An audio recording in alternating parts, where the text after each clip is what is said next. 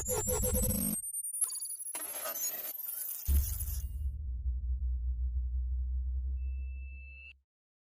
Everyone, আমাদের চ্যানেলে সবাইকে স্বাগতম।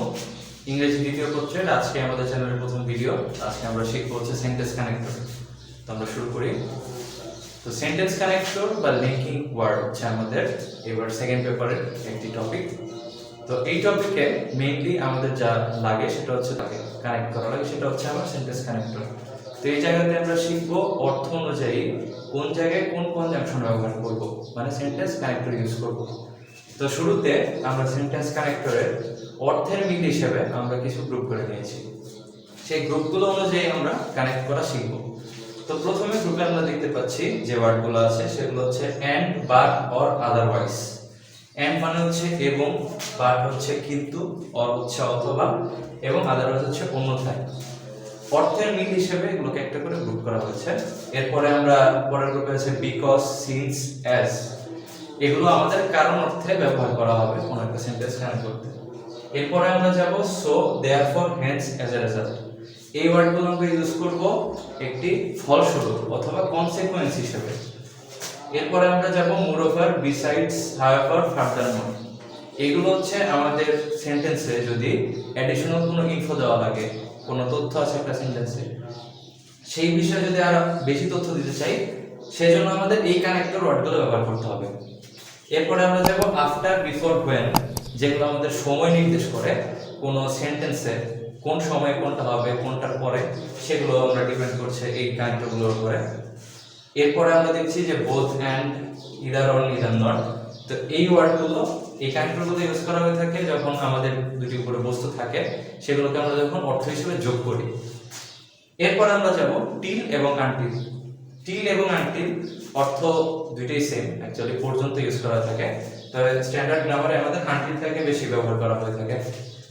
এরপর আমরা দেখব ইফ এবং আনলেস এর ব্যবহার। ইফ এবং আনলেস শর্ত হিসেবে, শর্তের জন্য ব্যবহার করা হয়ে থাকে। আমাদের যদি কোনো শর্তাধীন সেন্টেন্স থাকে সেই ক্ষেত্রে আমরা ইফ এবং আনলেস কানেক্টর ব্যবহার করব। এরপর আমরা দেখছি দো, অলদো, ইভেন দো। এগুলোর অর্থ হচ্ছে যদিও। এই যদিও।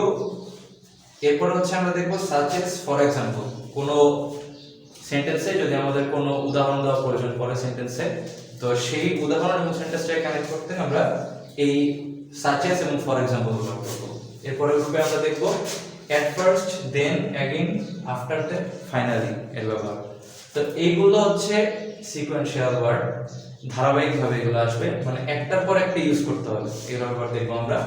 এরপরে সবার শেষে দেখব while, whereas, on the other hand, অর্থাৎ অপর পক্ষে যে কানেক্টর আছে সেই কানেক্টরের ব্যবহার। এবার আমরা যাব বিস্তারিত আলোচনায়। আমি সবাইকে অনুরোধ করব এই ছবিটুকু স্ক্রিনশট নিয়ে সবাই নিয়ে রাখতে। তো শুরুতে আমরা দেখব এন্ড, বাট, অর, আদারওয়াইজ এর ডিটেইল ব্যবহার। তো শুরুতে আমরা এন্ড দেখব। এন্ড এর মানে হচ্ছে এবং। এন্ড যুক্ত করবে আমাদের কাছে যদি কোনো সিমিলার থিংস আর আইডিয়াস থাকে, মানে হচ্ছে দুইটি সেন্টেন্স থাকবে আমাদের কাছে। এই দুটি সেন্টেন্সের মধ্যে যদি একই ধরনের আইডিয়া থাকে বা একই ধরনের বস্তুর কথা উল্লেখ থাকে, সেই ক্ষেত্রে আমরা দুটো সেন্টেন্সকে যোগ করার ক্ষেত্রে এন্ড ব্যবহার করব। যেমন আমরা একটি উদাহরণ খেয়াল করি। তো এই উদাহরণে দেখছি যে I like swimming dash taking bath. তো এখানে আমরা দুটি ক্লজ দেখতে পাচ্ছি। তো দুটিতে প্রথমে আছে আই লাইক সুইমিং, এরপরে লেখা আছে টেকিং বাথ, সাঁতার কাটা এবং গোসল করা। এই দুটি কিন্তু আমাদের একই ধরনের আইডিয়ার কথা শেয়ার করে। সেই জন্য আমরা এইখানে দুটি সেন্টেন্সে কানেক্ট করতে যে কানেক্টর ব্যবহার করব সেটি হচ্ছে এন্ড। তাহলে আমাদের এই ক্ষেত্রে কানেক্টর হবে I like swimming and taking bath. তো এন্ডের ব্যবহার আমরা শিখলাম। এবার আমরা যাব বাটের ব্যবহার। But actually opposite or dissimilar things or ideas share করে। যেমন আমাদের দুটো সেন্টেন্স থাকলে প্রথম অংশ এবং দ্বিতীয় অংশের মধ্যে যদি কোনো বিপরীতধর্মী আইডিয়া থাকে, ধারণা থাকে, তাহলে সেক্ষেত্রে আমরা বাট ব্যবহার করব। তবে এই ক্ষেত্রে একটি কথা, যখন আমাদের কানেক্টরটির পজিশনের উপরে কিন্তু এই ব্যবহার ডিপেন্ড করে। যেমন সেন্টেন্সের মাঝখানে যদি থাকে তবে সেক্ষেত্রে আমরা বাট ইউজ করব। তো এক্ষেত্রে আমরা একটা উদাহরণ খেয়াল করি। যেমন he took medicine, he didn't come round, সে সুস্থ হলো না। তো এই জায়গাতে আমাদের একটা বিপরীতধর্মী ধারণা চলে আসলো, এই জন্য আমরা এখানে বাট ইউজ করব। He took medicine but he didn't come round. কারণ এক্সপেক্টেড কি ছিল যে মেডিসিন খাবে সুস্থ হবে, এক্সপেক্টেড ছিল, কিন্তু এক্সপেক্টেড হয়নি, এই জন্য বিপরীতধর্মী। তবে এই ক্ষেত্রে কি কথা হচ্ছে, এই জায়গায় কানেক্টরের পজিশন মাঝখানে হতে আমরা বাট ইউজ করলাম, কিন্তু এটা যদি শুরুতে থাকতো সেক্ষেত্রে আমরা বাট ইউজ করতাম না, সেটা আমরা সামনে দেখব আরো। তো এরপরে আমরা দেখব অর এবং আদারওয়াইজ এর ব্যবহার। তো অর এবং আদারওয়াইজ এর অর্থ অ্যাকচুয়ালি সেম, সেই ক্ষেত্রে আমরা অর অথবা আদারওয়াইজ ব্যবহার করব। যেমন একটা উদাহরণ দিয়ে বুঝাই। শুরুতে বলা হয়েছে study hard or you will fail in the exam. তো আমার কাছে দুটি অপশন, আমি হয় পড়বো নয়তো পরীক্ষায় ফেল করব। তো এমন ক্ষেত্রে অপশন দেওয়া থাকলে মাঝখানে কানেক্টর আমরা ইউজ করব অর অথবা আদারওয়াইজ। তো এই ক্ষেত্রে স্টাডি হার্ড অর আদারওয়াইজ দুটো ইউজ করা যায়। স্টাডি হার্ড অর অথবা otherwise you will fail in the exam.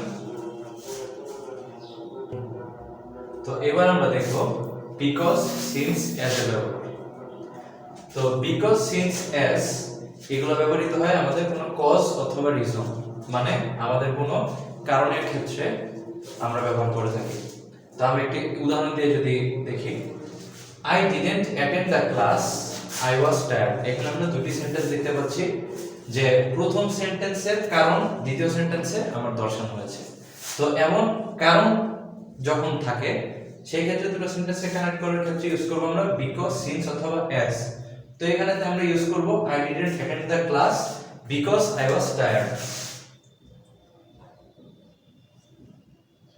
তো এক্ষেত্রে বিকজ, সিন্স, অ্যাজ তিনটার যে কোনো একটা ব্যবহার করা যায়, এই জন্য প্রত্যেকটা অ্যাপ্রোপ্রিয়েট হবে। এরপর আমরা দেখব আফটার, বিফোর, হোয়েন এর ব্যবহার। তো আফটার, বিফোর, হোয়েন আমাদের সময়ের ক্ষেত্রে ব্যবহার করা হয়ে থাকে। যখন কোনো সেন্টেন্স দুটির মধ্যে সময়ের কোনো সম্পর্ক থাকে সেক্ষেত্রে আমরা এই কানেক্টরগুলো ব্যবহার করব। তো আমরা কিছু এক্সাম্পল দিয়ে যদি ক্লিয়ার হই, শুরুতে দেখি যে I gave him the money, I had received my salary। তো এই ক্ষেত্রে আমরা দেখতে পাচ্ছি দুটি সেন্টেন্স আছে, যে দুটি সেন্টেন্সের মধ্যে একটি সময়ের সম্পর্ক আছে। যেমন আমি প্রথমে স্যালারি পাই, এরপরে সেই স্যালারি থেকে কিছু টাকা তাকে দিলাম, তার মানে I gave him the money after I had received my salary। তো এই ক্ষেত্রে আমরা ব্যবহার করলাম আফটার। The rain started, বৃষ্টি শুরু হওয়ার আগে আমরা বাসায় গিয়ে পৌঁছালাম, তার একটা সময়ের সম্পর্ক। তো এই ক্ষেত্রে আমরা দেখব যে we had reached home, connector দিব বিফোর।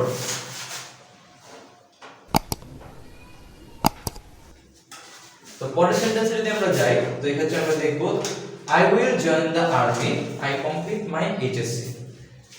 এর অর্থ হচ্ছে যে আমি এইচএসসি পরীক্ষা দিয়ে আমি আর্মিতে জয়েন করতে যাচ্ছি, সময়ের একটা সম্পর্ক।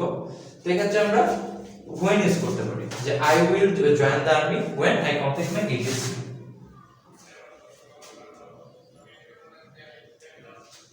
তো এই ছিল আমাদের পার্ট 1 সেন্টেন্স কানেক্টরের। আমাদের পার্ট 2 তে আমাদের বাকি গ্রুপগুলো এক্সপ্লেন করা হবে। আশা করি সবাই ভালোমতো প্র্যাকটিস করবে এবং আমাদের এই চ্যানেলে সবাই সাবস্ক্রাইব করে এবং লাইক করে আমাদের বেল আইকনে ক্লিক করে আমাদের সাথে থাকবে অবশ্যই।